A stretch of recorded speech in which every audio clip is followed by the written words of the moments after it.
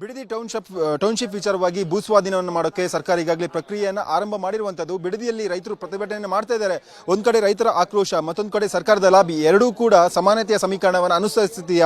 ಸದ್ಯಕ್ಕೆ ನಮ್ಮ ಜೊತೆ ಮಾತನಾಡೋಕ್ಕೆ ರೈತ ಮುಖಂಡರಿದ್ದಾರೆ. ಇಲ್ಲಿವರೆಲ್ಲೂ ಹಸಿರು ಬಾವುಟವನ್ನು ಹಿಡಿದು ನನ್ನ ಭೂಮಿ ನಮ್ಮ ಹಕ್ಕು, ಕೃಷಿ ಭೂಮಿ ಎಂದಿಗೂ ರೈತರ ಸ್ವತ್ತು ಅನ್ನುವಂಥ ನಿಟ್ಟಿನಲ್ಲಿ ಆಕ್ರೋಶವನ್ನು ಹೊರಹಾಕ್ತಿದ್ದಾರೆ. ರಾಜ್ಯ ಸರ್ಕಾರದ ಈ ದುಡುಕಿನ ನಿರ್ಧಾರ ಅದೆಷ್ಟೋ ಕುಟುಂಬಗಳ ಮೇಲೆ ಬರೆಯನ್ನು ಎಳೆಯುತ್ತೆ, ಕುಟುಂಬದ ಕಣ್ಣೀರನ್ನು ಹಾಕಿಸುವಂಥ ಕೆಲಸವನ್ನು ಮಾಡುತ್ತೆ ಅನ್ನುವಂಥ ನಿಟ್ಟಿನಲ್ಲಿ ರೈತರು ಆಕ್ರೋಶವನ್ನು ವ್ಯಕ್ತಪಡಿಸ್ತಿರುವಂಥದ್ದು.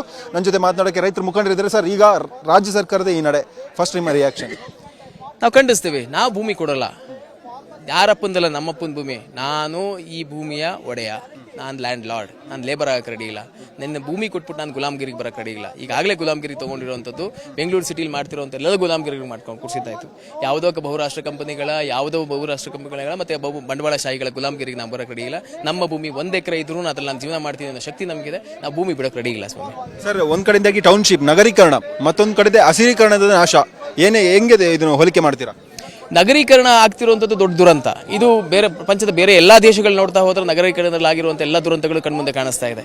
ಈಗ ನಗರೀಕರಣದ ಮೇಲೆ ಆಗಿರುವಂಥ ದೊಡ್ಡ ಒತ್ತಡ ಅಂದರೆ ಕುಡಿಯೋ ನೀರು, ದಾರಿಗಳು, ಕುಡಿದಿರೋ ನೀರು ಮತ್ತು ತೊಳೆದಿರೋ ನೀರನ್ನು ಆಚೆ ಹಾಕುವಂಥದ್ದು, ನೈರ್ಮಲ್ಯಗಳನ್ನ ತೊಳೆಯುವಂಥದ್ದು ದೊಡ್ಡ ಸಮಸ್ಯೆ ಕಾಣ್ತದೆ. ಅದಕ್ಕೆ ಕೋಟ್ಯಾಂತರ ರೂಪಾಯಿಗಳನ್ನ ಖರ್ಚು ಮಾಡುವಂಥ ವ್ಯವಸ್ಥೆ.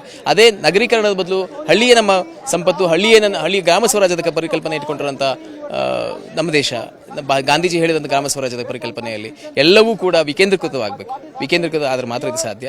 ಕೇಂದ್ರೀಕೃತದಲ್ಲಿ ಅಥವಾ ನಗರೀಕರಣದಲ್ಲಿ ಆಗುವಂಥದ್ದು ದೊಡ್ಡ ದುರಂತಗಳಾಗಲಿ ನಮ್ಗೆ ಕಾಣಿಸಿದ್ದೀವಿ. ಸರ್, ಈಗ ಸರ್ಕಾರ 80% ರೈತರ ಜೊತೆ ಸಭೆ ಮಾಡಿದ್ದೀವಿ, ರೈತರ ಒಪ್ಪಿಗೆನ ಪಡ್ಕೊಂಡಿದ್ದೀವಿ ಅಂತ ಹೇಳ್ತಾರೆ. ಆದರೆ ಮಾಗಡಿಯಲ್ಲಿ ಗ್ರೌಂಡ್ ರಿಯಾಲಿಟಿ ಬೇರೆ ಇದೆ. ಸಾಕಷ್ಟು ರೈತರು, ನಾವೀಗ ಸಣ್ಣ ರೈತರು ಇದ್ದೀವಿ, 1 ಎಕರೆ 2 ಎಕರೆ ಭೂಮಿ ಇದೆ. ಸೊ ಈಗ ನೀವು ಕೊಡುವಂಥ ಪರಿಹಾರ ನಮಗೆ ಸಾಕಾಗೋದಿಲ್ಲ, ನಮ್ಮ ಭೂಮಿ ನಮಗೆ ಬಿಟ್ಕೊಡಿ ಅನ್ನುವಂಥ ಆಕ್ರೋಶವನ್ನು ಕೂಡ ಹಾಕ್ತಿರುವಂಥದ್ದು. ನಿಮ್ಮ ಪರಿಹಾರ ಬೇಡ ಸ್ವಾಮಿ, ಸಾಕಾಗೋದು ಬಿಡೋದು ಪ್ರಶ್ನೆ ಬೇರೆ. ನೀವು ಹೇಳೋದು ಬೇಡ, ನಮಗೆ ಪರಿಹಾರ ಬೇಡ, ನಮ್ಮ ಭೂಮಿ ನಮ್ಗೆ ಬಿಟ್ಬಿಡಿ. ನಾವು ಯಾವುದೇ ಕಾರಣಕ್ಕೂ ಭೂಮಿ ಕೊಡೋದಿಲ್ಲ. ನೀವು 1 ಎಕರೆ 2 ಎಕರೆ ನಮ್ಮ ಬದುಕು ನಾವು ಕಟ್ಕೊಂಡಿದ್ದೀವಿ, ನಾವು ನೆಮ್ಮದಿಯಾಗಿದ್ದೀವಿ. ನೀವು ಕೊಡುವಂಥ ಯಾವುದೇ ಪುಡುಗಾಸು ನಮ್ಮ ಹತ್ರ ಉಳಿಸ್ಕೊಳ್ಳೋಕೆ ಸಾಧ್ಯ ಇಲ್ಲ. ನಾನು ನನ್ನ ಮಕ್ಕಳಿಗೆ ಏನಾರು ವಾಪಸ್ ಕೊಟ್ಟು ಹೋಗ್ತೀನಿ ಅಂದರೆ ನನ್ನ ಅಪ್ಪ ನನಗೆ ಕೊಡೋ ಜಮೀನನ್ನು ವಾಪಸ್ ಕೊಟ್ಟು ಹೋಗ್ಬೇಕಷ್ಟೇ, ಬೇರೆ ಕೊಡೋಕ್ಕೆ ಸಾಧ್ಯ ಇಲ್ಲ ನಾನು. ಹಾಗಾಗಿ ನಾವು ಭೂಮಿ ಪ್ರಶ್ನೆನೇ ಇಲ್ಲ ಇಲ್ಲಿ. ಓಕೆ ಸರ್, ನೀವು ಹೇಳಿ. ನಾನು ಮಾತಾಡಿದ್ದೀನಿ. ಹಲೋ, ಎಲ್ಲ ರೈತರಿಗೂ ನಮಸ್ಕಾರ. ಇಲ್ಲಿ ಏನು ಒಂದು 8,000 ಚಿಲ್ಲರೆ ಎಕರೆ ಅಕ್ವಿಜೇಷನ್ ಹೊರಟಿದ್ದಾರೆ. ಇಲ್ಲಿ ಎಲ್ಲ ಕಂಪ್ಲೀಟ್ಲಿ ಫಲವತ್ತಾದ ಭೂಮಿ ಇರೋದು. ಇಲ್ಲಿ 1 ಎಕರೆನೂ ಕೂಡ ಬರಡು ಭೂಮಿ ಇಲ್ಲ. ಸುಮ್ಮನೆ ಇಲ್ಲದ ಬಲ್ಲದ ಸುಳ್ಳು ಮಾಹಿತಿ ಕೊಟ್ಟು ರೈತರನ್ನ ದಿಕ್ಕು ತಪ್ಪಿಸೋ ಕೆಲಸನ ಈ ಸರ್ಕಾರ ಮಾಡ್ತಾ ಇದೆ, ಮೊದಲನೇದಾಗಿ.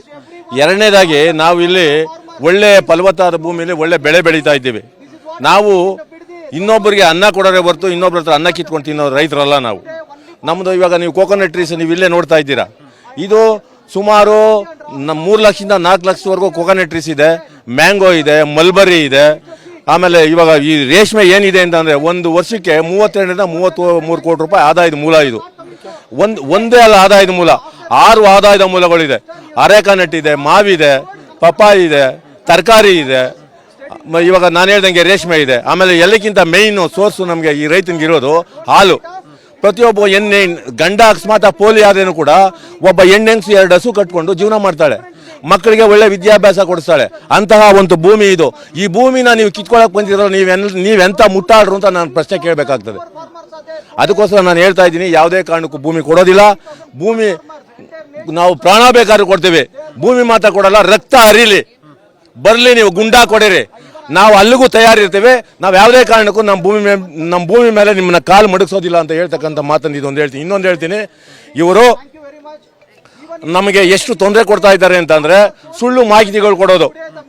ನಮಗೆ 75% ಜನ ಅವರೇ, 80% ಜನ ನಮಗೆ ಯಾರೂ ಹಾಕಿಲ್ಲ. ನೀವು ನಮಗೆ ರೆಕಾರ್ಡ್ ಮುಖಾಂತರ ಕೊಡಿ, ನಿಮ್ಗೆ 75-80% ಜನ ಇರೋದು.